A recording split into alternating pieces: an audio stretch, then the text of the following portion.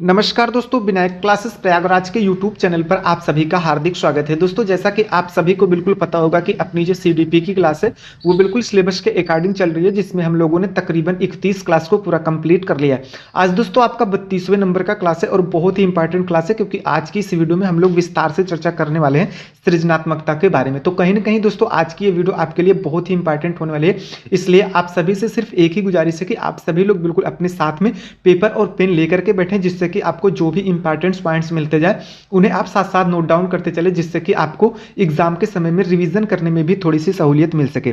तो चलिए दोस्तों, बिना किसी देरी के आज की इस क्लास को हम लोग स्टार्ट करते हैं, जिसमें हम लोग सबसे पहले सृजनात्मकता के बारे में थोड़ा सा समझ लेते हैं कि जो कुछ मनोवैज्ञानिक हैं वो सृजनात्मकता को किस तरीके से परिभाषित करते हैं।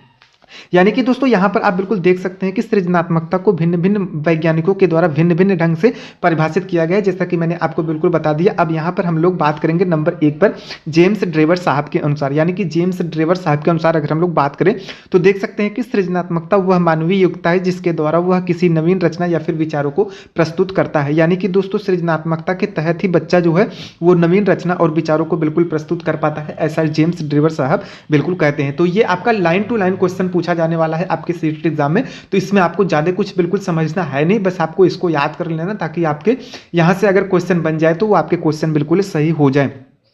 वहीं पर दोस्तों अगले नंबर पर बात करें, नंबर 2 पर देख सकते हैं कि क्रो एंड क्रो साहब के अनुसार सृजनात्मकता जो होती है वो मौलिक परिणामों को अभिव्यक्त करने की मानसिक योग्यता होती है। यानी कि दोस्तों जो मौलिक परिणामों को अभिव्यक्त करने की मानसिक योग्यता होती है वही आपकी सृजनात्मकता होती है, ऐसा क्रो एंड क्रो साहब के अनुसार बिल्कुल सृजनात्मकता की परिभाषा निकल कर आ जाती है। तो इसे भी आपको बिल्कुल नोट डाउन करके रखना है, ये आपका बार बार आपके सीटेट एग्जाम में पूछ लिया जाता है। वहीं पर दोस्तों नंबर 3 पर बात करें विल्सन के अनुसार, तो देख सकते हैं कि सृजनात्मकता मानव मन की वह शक्ति है जो संबंधों को प्रत्यावर्तित कर नए विषय वस्तु का निर्माण करती है तथा नए संबंधों का निर्माण करती है। यानी कि दोस्तों अगर आप पुराने विषय वस्तु से नए विषय वस्तु का निर्माण कर ले जाते हैं तो यही बिल्कुल सृजनात्मकता होती है, ऐसा विल्सन महोदय के अनुसार बिल्कुल सृजनात्मकता की परिभाषा को परिभाषित किया गया है। अगले नंबर पर बात करें नंबर 4 पर गिलफोर्ड साहब के अनुसार, तो देख सकते हैं कि गिलफोर्ड साहब कहते हैं कि सृजनात्मकता प्रक्रिया वह प्रक्रिया है जिसके द्वारा कुछ नया निर्मित होता है।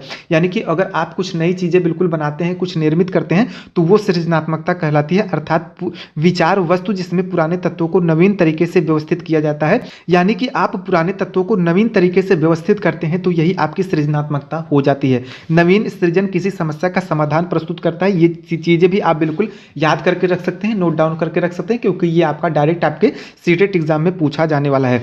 अतः आप देख सकते हैं कि उपरोक्त परिभाषाओं से स्पष्ट है कि सृजनात्मकता का जो संबंध होता है वो प्रमुख रूप से मौलिकता या फिर नवीनता से होता है। यहाँ पर मैंने आपको बिल्कुल ये सारी चीजें हाईलाइट करके भी दिखा दी है कि सृजनात्मकता का जो संबंध होता है वो मौलिकता या फिर आप कह सकते हैं नवीनता प्लस उपयोगिता से होता है। तो ये आपका क्वेश्चन भी बार बार आपसे पूछ लिया जाता है, तो अगर आप इसे याद कर किए रहेंगे तभी आप क्वेश्चन सही कर पाएंगे। उम्मीद करते हैं कि आप चीजें नोट डाउन करते होंगे। अगर नोट डाउन नहीं कर रहे हो तो आप इसका स्क्रीनशॉट लेकर के भी आप सेव कर सकते हैं, जिससे कि आपको एग्जाम के समय में रिवीजन करने में भी बहुत मदद मिल पाएगी।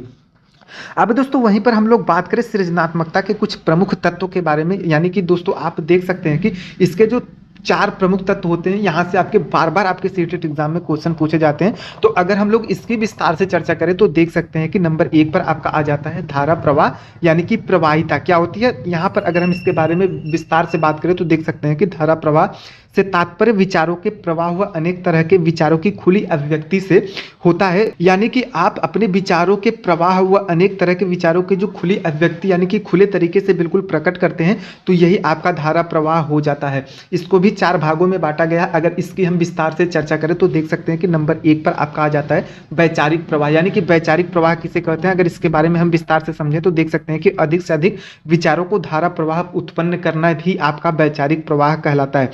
जबकि अगर हम बात करें नंबर 2 पर अभिव्यक्ति प्रवाह के अंतर्गत, तो देख सकते हैं कि आंतरिक क्षमता को बाह्य रूप से प्रकट करना ही आपका अभिव्यक्ति प्रवाह कहलाता है। यानी कि अगर आप अपनी आंतरिक क्षमता को जो है उसे अगर आप बाह्य रूप से बिल्कुल प्रकट कर ले जाते हैं तो वही आपका अभिव्यक्ति प्रवाह हो जाता है।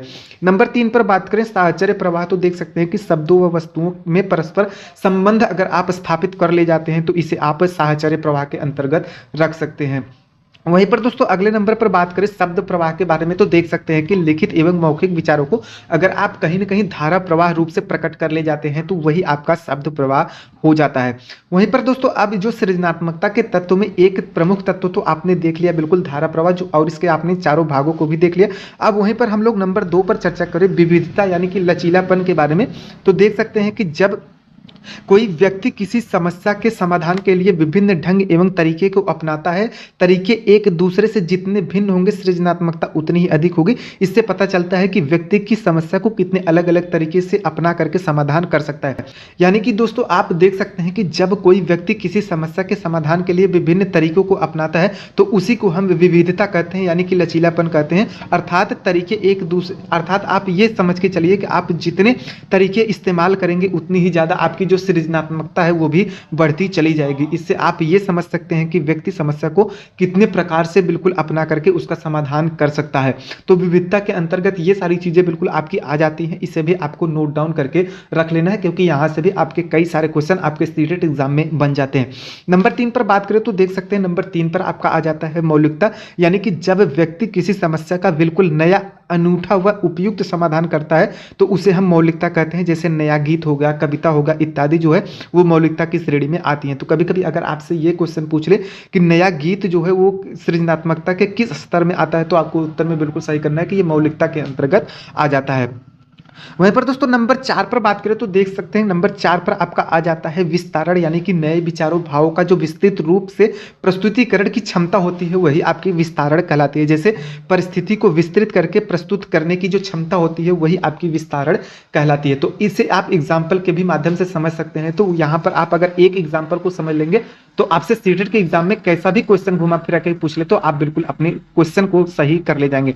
यानी कि दोस्तों नए विचारों भावों का जो विस्तृत रूप से प्रस्तुतिकरण होता है वही आपका विस्तारण कहलाता है। ये आपको चीजें नोट डाउन करके रख लेनी है। अब दोस्तों वहीं पर आपसे कभी कभी सृजनात्मक बालक के पहचान से प्रश्न पूछ लेता है, तो आपको अगर ये सारे पॉइंट्स याद रहेंगे तो आपके ये भी क्वेश्चन सही हो जाएंगे। बात करें दोस्तों सृजनात्मक बालक की पहचान को लेकर के तो देख सकते हैं नंबर 1 पर आपका आ जाता है कि ये बहुत तेजी व सरलता से सीखते हैं। यानी कि बच्चा जो सृजनात्मक बालक होता है वो कहीं न कहीं चीजों को बहुत ही तेजी से और सरलता से सीख जाता है। नंबर 2 पर देख सकते हैं कि बहुत प्रश्न पूछते हैं, जिज्ञासा अधिक होती है। यानी कि वो आपसे बार बार बहुत ज्यादा प्रश्न पूछेंगे और उनके प्रति कहीं न कहीं वो जिज्ञासु होते हैं चीजों को समझने के लिए, तो वो बार बार आपसे प्रश्न करेंगे। तो आप ये समझ जाइए कि ये बिल्कुल सृजनात्मक बालक है, इसलिए आपसे वो ज्यादा प्रश्न पूछ रहा है क्योंकि उसे ज्यादा जिज्ञासा है ज्यादा चीजें जानने की। अगले नंबर पर बात करें तो देख सकते हैं कि शब्दावली बहुत विशाल व अच्छी होती है। यानी कि दोस्तों वो बहुत अच्छे अच्छे शब्दों का प्रयोग करेगा, जब भी आपसे बात करेगा या फिर कुछ चीजें सीखेगा तो वो अच्छे अच्छे शब्दों को सीखेगा। ये उसके अंदर जिज्ञासा हमेशा बनी रहती है।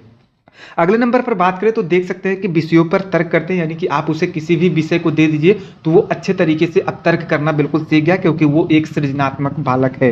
अगले नंबर पर बात करें तो देख सकते हैं कि विभिन्न प्रकार की रुचियां होती है, उसके अंदर बहुत प्रकार की आपको रुचियां देखने को मिल जाएंगे। आप चाहे उसे शिक्षण के क्षेत्र में ले लीजिए या फिर किसी अन्य क्षेत्र में ले लीजिए, उसके अंदर कहीं न कहीं आपको विभिन्न प्रकार की रुचियां दिखाई देने लगेंगे। अगले नंबर पर बात करें तो देख सकते हैं कि नई चीजों के साथ हमेशा कार्य करने प्रयोग को करने को तैयार रहते हैं। यानी कि आप उसे कोई नई वस्तु देंगे, नई चीजें करने को देंगे तो कहीं न कहीं जिज्ञासु रहेगा कि हमें ये अब नई चीजें करने को बिल्कुल मिली हुई हैं और वो प्रयोग करने को भी बिल्कुल तैयार रहता है। अगले नंबर पर बात करें तो देख सकते हैं कि इन्हें पढ़ने के बजाय कार्य करके सीखना ज्यादा पसंद होता है। यानी कि अब आपको बिल्कुल बता दूं कि जो लर्निंग बाय डूइंग है यानी कि करके सीखने पर ये जो सृजनात्मक बच्चे होते हैं वो कहीं ना कहीं बिल्कुल जोर देते हैं, वो पढ़ने के बजाय चीजों को करके सीखने पर ज्यादा फोकस करते हैं। अब दोस्तों वहीं पर नंबर 8 पर बात करें तो देख सकते हैं कि जो सृजनात्मक बालक होते हैं वो दूसरे लोगों की सहजता से बिल्कुल नकल कर लेते हैं। यानी कि अगला आदमी कैसे चीज़ों को कर पा रहा है वैसे बिल्कुल नकल करके वो चीज़ों को करने का प्रयास करते हैं और बहुत ही अच्छे तरीके से बिल्कुल सीख भी जाते हैं। अब दोस्तों वहीं पर अगर हम लोग सृजनात्मक बालक की कुछ विशेषताओं के बारे में बात करें तो देख सकते हैं कि यानी कि दोस्तों नंबर 1 पर बात करें सृजनात्मक बालकों की विशेषता में से तो देख सकते हैं कि सृजनात्मक बालकों में समृद्ध कल्पनाशीलता देखने को मिलती है। यानी कि दोस्तों ये बिल्कुल कहीं न कहीं अपने कार्य के प्रति बिल्कुल सजग रहते हैं, बिल्कुल तैयार रहते हैं और इनके अंदर आपको समृद्ध कल्पनाशीलता देखने को मिल ही जाती है। वहीं पर दोस्तों अगले नंबर पर बात करें तो देख सकते हैं कि अधिगम स्थानांतरण की तीव्र योग्यता होती है, यानी कि दोस्तों ये चीज़ों को सीखने में कहीं न कहीं बहुत तेज होते हैं। आप इनको कुछ भी चीज़ें सिखाएँगे तो ये बहुत तेज़ी तरीके से बिल्कुल सीख जाएँगे, क्योंकि यहाँ पर अधिगम से मतलब होता है सीखने से, जैसा कि मैंने आपको पिछली वीडियो में भी बता दिया है। नंबर 3 पर देख सकते हैं कि कार्य आरंभ करते हैं तो पूर्ण करने के पश्चात ही दम लेते हैं। यानी कि दोस्तों मैं आपको बिल्कुल बता दूँ कि ये जब कोई भी कार्य को प्रारंभ करते हैं और तब तक ये करते रहते हैं जब तक उस कार्य को बिल्कुल पूर्ण नहीं कर लेते हैं, क्योंकि ये सृजनात्मक बालक की एक विशेषता होती है।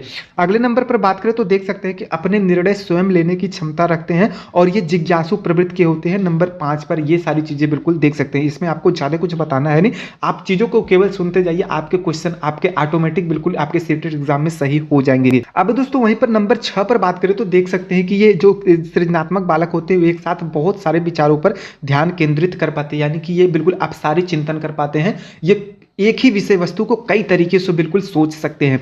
अगले नंबर पर बात करें तो देख सकते हैं कि जिम्मेदारी की भावना होती है तथा जटिलता से विशेष रुचि रखते हैं, यानी कि आप इन्हें जटिल काम को भी अगर दे देते हैं तो वो इसमें विशेष रुचि रखते हैं और इनके अंदर कहीं ना कहीं अब जिम्मेदारी की भावना भी बिल्कुल डेवलप हो जाती है।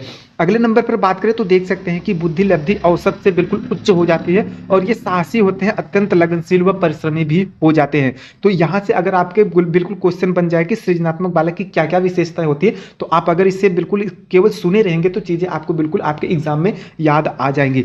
अगले नंबर पर बात करें तो दोस्तों देख सकते हैं कि अपने आसपास के वातावरण व घटनाओं के प्रति बिल्कुल जागरूक होते हैं। इनके आसपास कैसा परिवेश है वे अपने परिवेश के बिल्कुल शिक्षा के योग्य बना लेते हैं, क्योंकि कहीं ना कहीं इनके अंदर ये सृजनात्मकता पाई जाती है, क्योंकि ये बहुत ही साहसी और बहुत ही लगनशील एवं परिश्रमी होते हैं।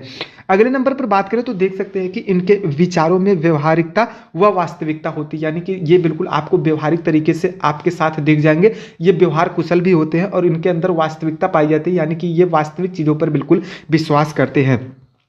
तो दोस्तों देख सकते हैं कि सृजनात्मक बालकों की जितनी भी विशेषताएं थी वो मैंने आपको एक जगह पर देने की कोशिश की। इससे ज़्यादा न तो आपके एनसीईआरटी बुक में शामिल किया गया है, न तो आपके सीटेट एग्जाम में पूछे जाने वाला है। तो कहीं ना कहीं आप इतने पॉइंट्स को बिल्कुल 10 पॉइंट्स को याद कर लेते हैं तो आपका काम बिल्कुल बन जाने वाला है। अब दोस्तों वहीं पर कभी कभी आपसे इनके शिक्षण से प्रश्न पूछ लिया जाता है कि जो सृजनात्मक बालक होते हैं उनका शिक्षण कैसा होता है। तो उनकी अगर हम विस्तार से चर्चा करें तो देख सकते हैं कि नंबर 1 पर आपका आ जाता है कि व्यक्तिगत विभिन्नताओं के आधार पर व्यक्तिगत शिक्षण प्रदान किया जाए, यानी कि जो सृजनात्मक बालक होते हैं वो कहीं ना कहीं बहुत उच्च बुद्धि के होते हैं, तेज बुद्धि के होते हैं। तो कहीं ना कहीं उन्हें एक शिक्षक को ये अवसर देना चाहिए कि उन्हें व्यक्तिगत जो है शिक्षा व्यवस्था उपलब्ध कराई जाए, क्योंकि वो और भी बच्चों के साथ बिल्कुल जो मंद बुद्धि के बच्चे उनके साथ ये मेल नहीं खा पाएंगे, क्योंकि ये बहुत ही उच्च बुद्धि के बच्चे होते हैं। इनके अंदर क्यूरियोसिटी होती है कि हम चीज़ों को ज़्यादा से ज़्यादा समझ सके। वहीं पर दोस्तों नंबर 2 पर आप देख सकते हैं कि अध्यापक जो होते हैं सृजनशील बालकों को पर्याप्त स्वतंत्रता प्रदान करें, यानी कि अगर वो चीजें सीख रहे हैं तो उनको आप पर्याप्त स्वतंत्रता दीजिए, न कि उनको आप बाधित करके रखिए। अगर मान लीजिए वो आपसे एक प्रश्न पूछ रहा है तो आप उसके साथ ऐसा व्यवहार करिए कि वो आपसे 10 प्रश्न पूछे, न कि आप उसे बिल्कुल दबा दीजिए कि अगर वो एक प्रश्न पूछ रहा है तो आप उसको डांट देते हैं ताकि वो जो है कुंठित हो जाए। तो कहीं ना कहीं आपको ऐसा अवसर प्रदान करना चाहिए कि अगर वो आपसे एक प्रश्न पूछ रहा है तो आप उसे ऐसा वातावरण प्रदान करें, ऐसा अवसर प्रदान करें कि वो आपसे 10 प्रश्न बार बार पूछे। अब दोस्तों वहीं पर नंबर 3 पर अगर हम लोग बात करें तो देख सकते हैं कि सृजनात्मक बालकों की बातों को ध्यान से सुनी, उनकी सराहना एवं उत्साहवर्धन करें। यानी कि अगर आप उसकी कहीं न कहीं सराहना और उत्साहवर्धन नहीं करेंगे तो कहीं न कहीं वो होपलेस हो जाएगा। तो अगर आप एक शिक्षक हैं तो आपकी ये भी जिम्मेदारी बनती है कि जो सृजनात्मक बालक हैं उनके बातों को आप ध्यान से सुने, गौर से सुने, उनके बातों के महत्व को समझें और वो जो भी कुछ चीजें आपसे पूछ रहे हैं उनके बारे में आप उनको विस्तार तरीके से बिल्कुल बताएं और समझाएं। उनसे खुले प्रश्न पूछे, यानी कि दोस्तों उनसे आपको ओपन एंडेड क्वेश्चन पूछना है, यानी कि आपको बिल्कुल अपसारी चिंतन उनसे करवाना है कि ताकि वो चीजों पर बिल्कुल विस्तृत तरीके से व्याख्या को कर पाए।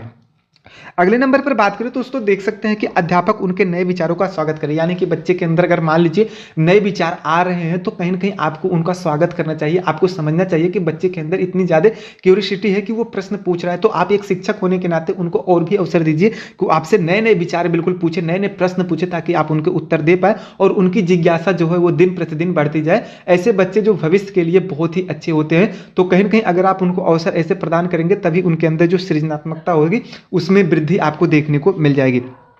अगले नंबर पर बात करें तो दोस्तों देख सकते हैं कि कलात्मक अभिव्यक्ति के अवसर प्रदान करना चाहिए। यदि मान लीजिए बच्चा कलात्मक अभिव्यक्ति चाहता है तो उसे आप ये भी अवसर प्रदान करें, क्योंकि हर क्षेत्र में हर बच्चा निपुण हो जाए ऐसा जरूरी नहीं है। तो जिस क्षेत्र में जो बच्चा निपुण हो रहा है उसमें आप उसका सहयोग करिए ताकि बच्चा आगे ज़्यादा से ज़्यादा बिल्कुल चीज़ों को समझ सके। अगले नंबर पर बात करें तो दोस्तों देख सकते हैं कि अध्यापक ऐसे बालकों को आत्म मूल्यांकन के लिए प्रोत्साहित करें, यानी कि बच्चों को आप ये बताइए कि उनकी सफलता क्या है, उनकी असफलता क्या है, उसका लास्ट में मूल्यांकन करें कि वो कितनी सफलताएं प्राप्त कर चुका है और कितनी असफलताएं प्राप्त कर चुका है, जिससे कि उसके अंदर की जो क्यूरियोसिटी है वो बिल्कुल बढ़ेगी और वो ज़्यादा से ज़्यादा चीज़ों को सीख पाएगा। अब दोस्तों जो सृजनात्मक बालक होते हैं उनके संबंध में एक और भी आपकी मुख्य विशेषता बन जाती है कि विद्यालय की कुछ भूमिका होती है कि जो सृजनात्मक बालक होते हैं उनको कुछ ऐसे अवसर प्रदान करें जिससे कि वो कहीं न कहीं अपनी शिक्षा के क्षेत्र में अग्रसर हो पाए। वो क्या भूमिका होती है, अगर हम लोग उसके बारे में विस्तार से चर्चा करें तो देख सकते हैं कि यहाँ पर विद्यालय की भूमिका करके मैंने ये भी पॉइंट आपका यहाँ पर लिख लिया है। यानी कि दोस्तों आप देख रहे होंगे कि मैंने यहाँ पर उन सभी पॉइंट्स को ले आकर के रख दिया हूँ जिसके लिए आपको अलग अलग जगह जा करके आपको ये सारे पॉइंट्स देखने पड़ते हैं। तो कहीं ना कहीं अगर आपकी आज की ये वीडियो देख लेते हैं तो आपको अब कहीं भी सृजनात्मकता से संबंधित वीडियो को देखने की जरूरत नहीं है, क्योंकि यहां पर मैंने जितने भी पॉइंट्स को शामिल कर लिया वो आपके सीटेट एग्जाम से बहुत ही ज्यादा हैं। तो दोस्तों देख सकते हैं कि अगर हम विद्यालय की भूमिका की बात करें तो देख सकते हैं कि विद्यालय का आंतरिक एवं जो बाह्य वातावरण है ऐसा होना चाहिए कि सृजनशीलता के लिए उपयुक्त व प्रेरक हो। यानी कि जो सृजनात्मक बालक है उनके लिए आपको ऐसे आंतरिक और बाह्य वातावरण बिल्कुल प्रदान करनी चाहिए कि वो ज़्यादा से ज़्यादा चीज़ों को सीख सके। ये विद्यालय की और शिक्षक की दोनों की ये भूमिका होती है। तो अगर आप भी भविष्य में टीचर बनते हैं तो आप भी ये मान के चलिए कि आपको सृजनात्मक बच्चों के साथ ऐसा व्यवहार करना चाहिए, ऐसा उनको वातावरण प्रदान करना चाहिए ताकि वो ज़्यादा से ज़्यादा चीज़ें को सीख सकें। तो दोस्तों देख सकते हैं कि यहाँ पर मैंने आपको बहुत ही विस्तार तरीके से बताने की कोशिश की सृजनात्मकता के बारे में। उम्मीद करते हैं कि बहुत सारी चीज़ें आपको अच्छे से समझ में आ गई होंगी। अगर आपको ज़्यादा चीज़ें समझ में न आई हो तो आप वीडियो को 2 बार 3 बार देखिए, चीज़ें आपको बहुत ही अच्छे तरीके से समझ में आ जाएंगी।